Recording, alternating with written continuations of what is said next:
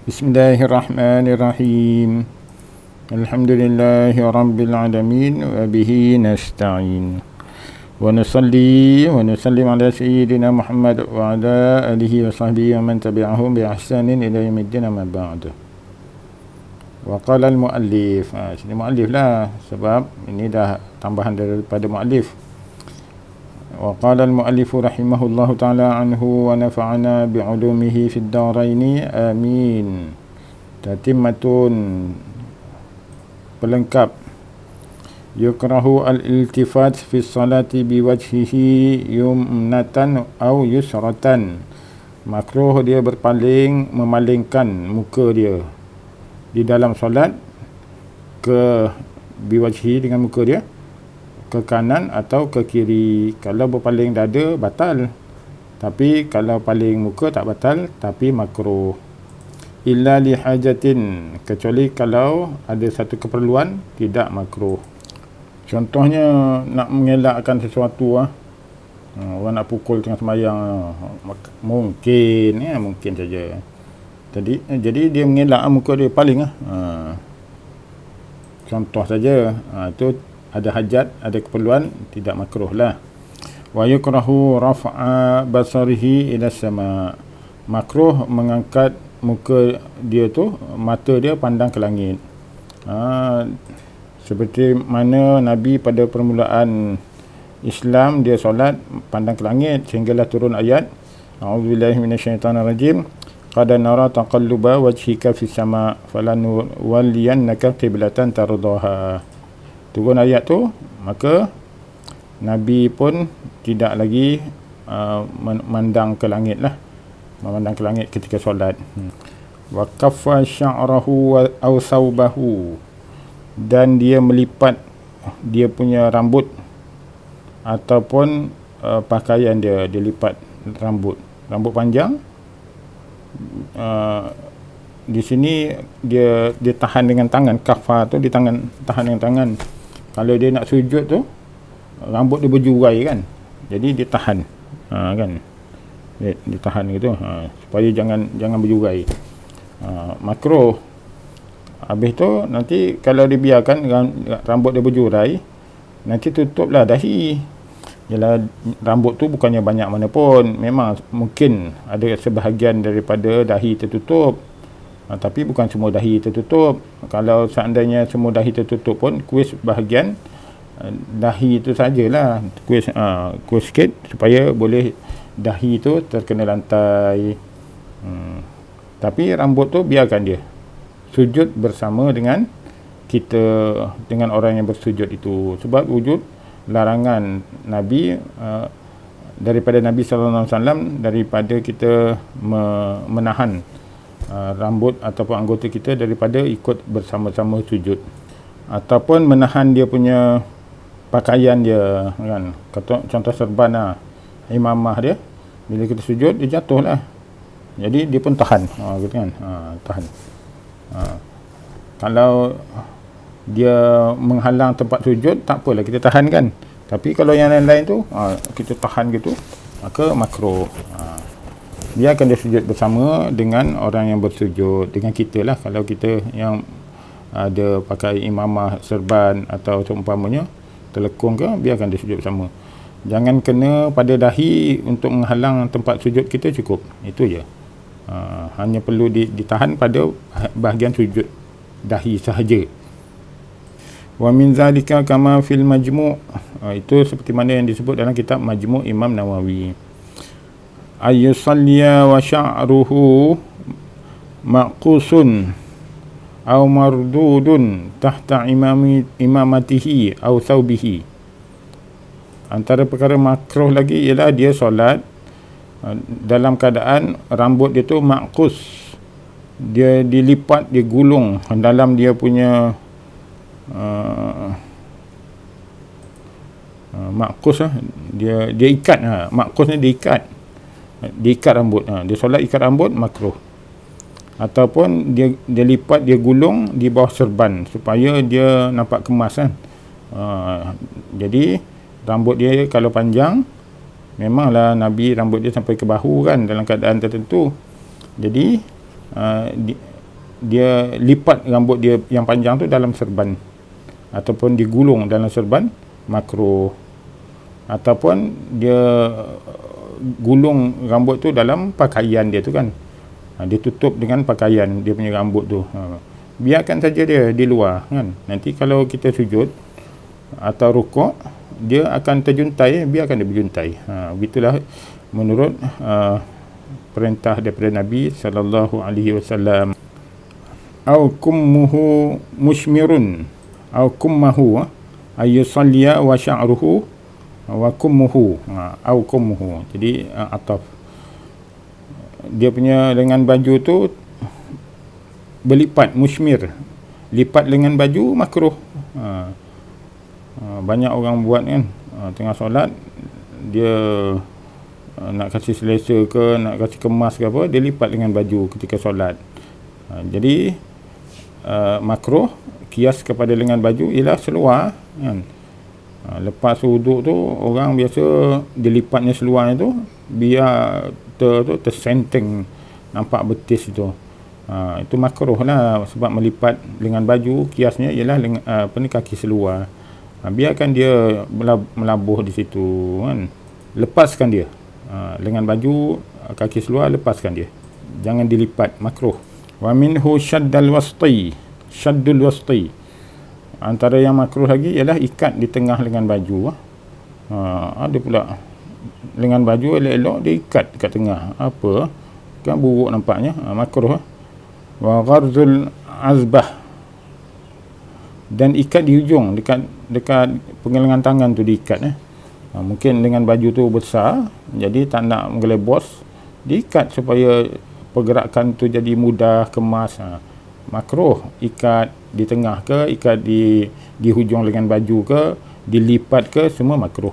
Wa wad'u yadihi ala fihi bila hajatin, dan meletakkan tangan dia tu di atas mulut, tutup mulut dengan tangan tanpa ada keperluan. Tapi kalau menguap perlulah, kalau tidak kan masuk setan kan, ataupun dia sendawa kan, keluar angin busuk dalam perut tu, jadi dia tutuplah mulut, nanti pengsan orang sebelah bau mulut dia kan. Itu kerana perlu tutup, dia tutup. Jangan dilepaskan dia punya sendawa tu, macam-macam jenis bau, nak pengsan orang kat sebelah. Tutup mulut, tutup mulut. Kerana keperluan. Fa in kana laha, kalau ada keperluan, kama idza tasa'aba, seperti kalau dia menguap, fala karahatan, maka tidak makruh. Wa yukrahul qiyamu ala rijlin wahidatin, dan makruh berdiri di atas satu kaki. Wassalatu haqinan bin nun, solat dalam keadaan haqin. Haqin ni tahan kencing, makruh. Aw haqiban, dengan ba. Ini tahan berak kan, sakit perut nak berak, dia semayang juga. Jadi semayang tak khusyuk, kena tengah tahan berak tu dia semayang, makruh. Tapi kalau tengah-tengah solat tu dia dah terasa nak terberak ke nak terkencing, tu tidaklah makruh. Sebelum solat dia tak ada apa-apa, tengah solat pula, tu tidak. Ini kalau sebelum solat dah nak rasa nak terkencing, dia tahan sebab nak solat, itu yang makruh. Dia sakit perut nak terberak, semayang dulu, semayang dulu kan, itu makruh lah sebab dia sakit perut dulu. Au haziqan, haziq ni tahan kentut, tahan kentut. Au haqiman, dengan mim. Haqiman ni tahan kencing dan tahan berak, dua-dua, itu haqiman. Semua ni makruh. Jadi yang sampai sini ni, yang ni ini pengertian kepada yang istilah-istilah 1 sampai 4 di atas tadi lah. Okey. Wa yukrahu salatu bi hadrati ta'am, ma'kulun aw mashrubun yatuqu ilaihi. Makruh solat dalam keadaan makanan telah dihidangkan, makul atau masyrab, sama ada makanan atau minuman telah ni dihidangkan, bihadrah, telah dihidangkan. Hadrah ni dihidangkan. Yatuqu ilaihi yatawaqqa ilaihi. Yatuqu ilaihi, artinya dia tengah berselera nak makan, dia tengah kebulu lapar, kelaparan atau kehausan, kemudian makanan telah dihidangkan, dia semayang dulu. Itu makruh. Tapi kalau dia tak adalah selera sangat kan, makanan dah hidangkan, dia tak adalah rasa nak makan sangat, dah kenyang pun, itu tidak makruh. Yang makruhnya, pertama, makanan tu telah dihidangkan sedang dia yatuq, itulah dia tu memang lapar sangat atau dahaga sangat-sangat. Nanti memang tak khusyuk lah dia punya solat tu, dah bercabang-cabang dia punya ingatan, makruh. Wa ayyabsuqa qibala wajhihi aw an yaminihi, dan dia berludah tengah semayang tu ke arah depan ataupun ke arah kanan, meludah ke kanan. Sebab dalam hadis sebut itu adalah tempat malaikat berdiri menyaksikan kita dalam solat. Jadi kalau kita ludah ke depan atau ludah ke kanan, kita ludah malaikat dalam solat. Di luar solat lain cerita. Kalau terpaksa meludah juga ke kiri. Ini kalau orang dalam kalau orang solat di padang pasir ke atau di tempat yang tidak ada kehormatan kan. Kalau dalam masjid tu ada kehormatannya, tak boleh lah, jangan meludah dalam masjid. Ini kalau dia di hutan, di padang pasir ataupun di tepi sungai, di tepi pantai, bolehlah dia meludah kan. Ke kiri, bukannya sebarang. Wa yukrahu lil musalli wad'a yadahu ala khasiratihi, dan dimakruhkan orang solat meletakkan tangannya dengan bercekak pinggang, sama ada dia bercekak pinggang dua-dua tangan ataupun dia letakkan di bawah rusuk dia tu, tangan dia, dua-dua tangan dia letak bawah rusuk. Makruh lah. Sama ada dia dua-dua tapak tangan tu dia letak di bawah rusuk kiri ke, di bawah rusuk kanan ke, ataupun tangan kanan letak bawah rusuk kanan, tangan kiri letak bawah rusuk kiri. Makruh, semua tu makruh. Okey, wal mubalaghatu fi khafdi ra'si anil zahri fi ruku'ihi, dan bersangatan dia tundukkan kepala dia lebih bawah daripada belakang dia tu ketika rukuk. Jadi ketika rukuk sepatut kepala kena separas dengan belakang, tapi bila dia tundukkan kepalanya lebih rendah daripada belakang, makruh. Wa tukrahu salatu fil aswaq, makruh solat di tengah pasar, orang bising, orang lalu lalang, orang macam-macam urusan, dia solat kat situ. Kalau nak, pergilah tempat khas kan, dekat pasar juga, tapi ada tempat khas. Warihab al-kharijah anil masjid, makruh juga solat di anjung luar masjid. Solatlah di dalam masjid, dia pergi solat dekat anjung, dekat luar, macam-macam ada kat situ kan, mengganggu kekhusyukan, makruh. Wa fil hammam walau fi maslakhihi, makruh solat dalam hammam. Hammam ni tempat mandi yang ada air panas.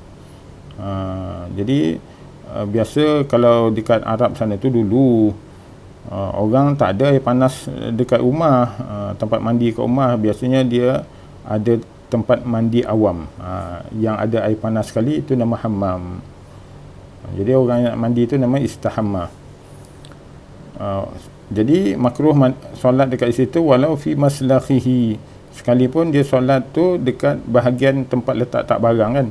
Orang sidai baju, letak baju kat situ sebelum orang masuk ke tempat mandi tu. Ada tempat change room, tempat persalinan dalam hammam tu, dalam bilik mandi tu, dia ada tempat persalinan ke, ataupun ada tempat letak alat-alat bersih dekat situ. Solat dekat situ dia makruh juga. Wa fi tariq, solat di tengah jalan, ataupun dekat tepi jalan, walaupun tidak tepi jalan, walaupun tidak di tengah jalan, tapi di tepi jalan, masih di atas jalan raya lagi. Macam dulu ada kes tu, perempuan tu solat di tengah-tengah jejantas kan, jambatan tu, dekat situ sembahyang, memfitnah agama. Banyak tempat lain pergilah parking kan. Kalau solat tepi jalan atas rumput tu tak ada masalah. Janganlah sembahyang dekat atas tar tu, dikira tengah jalan lah juga, makruh.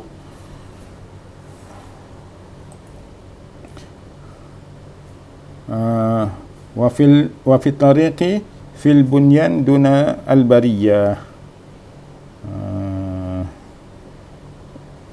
Dikira juga solat di tengah jalan tu, solat di tempat, di bangunan tapi yang tak ada dinding.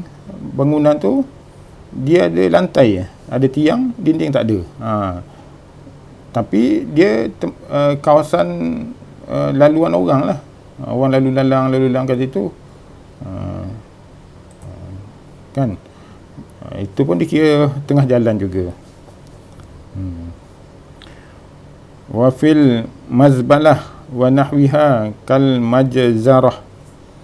Dan di tempat buang sampah mazbalah, tempat buang sampah atau seumpama tempat buang sampah seperti majzarah ni, tempat stor daging, tempat orang proses daging, majzarah kan. Orang potong-potong daging, letak situ. Itu jadi tempat stor daging, kan. Wa fil kanisah, di gereja, makruh. Wahia ma'bad an-nasara, gereja tu tempat ibadat orang Nasrani, Kristian. Wa fil bi'ah, bi'ah tu bikasril ba, bi'ah. Kalau jamaknya bi', itu tempat ibadat orang Yahudi. Wa nahwihima, dan seumpama dengannya, min amakinil kufri, daripada tempat ibadat orang kafir. Wa fi atnil ibil, dalam kandang unta, kandang unta. Dalam hadis memang melarang semayang di kandang unta, tapi sebut unta, kias kepada unta. Wa fil baqarati at-tahirati wa hiya allati lam tumbash, makbarah. Tak sebut pun binatang lain, wallahu taala alam lah. Mungkin bila dikiaskan kandang unta dengan kandang binatang lain. Dan hadis sebut kandang unta. Ada ulama menghuraikan lagi di antara larangan Nabi, sebab larangan Nabi semayang di kandang unta kerana unta tu dibuat daripada syaitan, wallahu taala alam.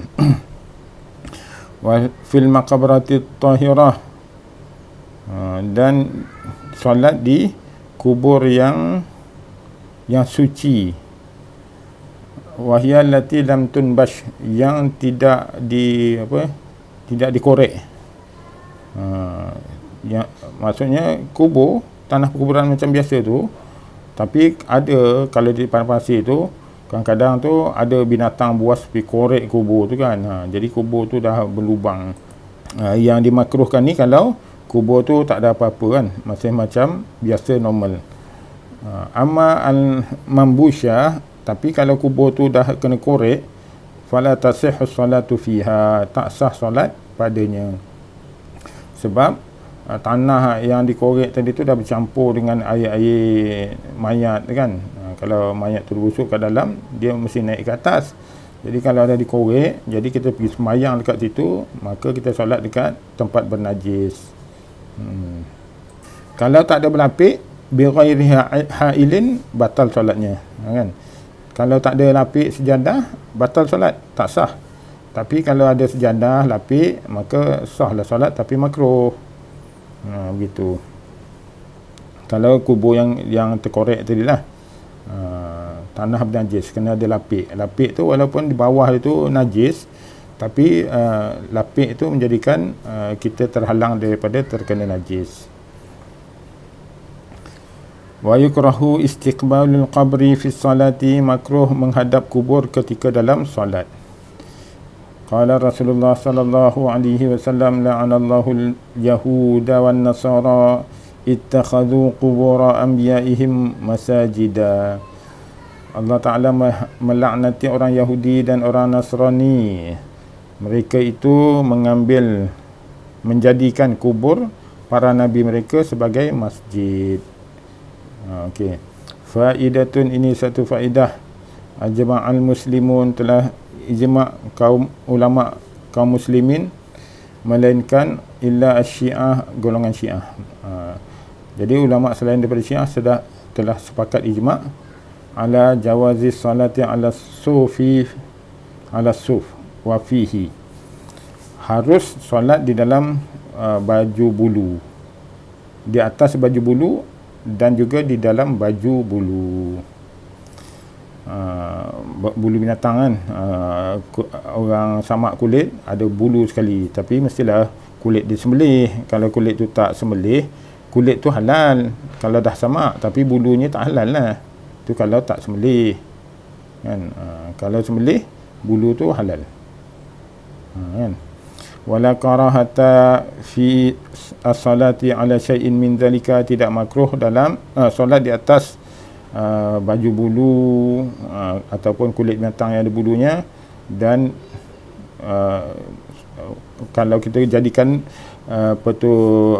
kulit binatang yang ada bulu tadi tu dengan sebagai pakaian, kita solat di dalamnya pun tidak makruh. Atasnya tak makruh, pakai pun tak makruh. Illa inda Malikin, kecuali menurut Imam Malik dia makruh, fa innahu kuriha, makruh. Menurut mazhab Malik, Imam Malik, makruh solat alaihi, makruh solat di atas kulit binatang yang ada bulu kan. Makruhnya tanzihiyan saja, makruh, bukan makruh tahrim, makruh yang tidak disukai, bukannya makruh haram.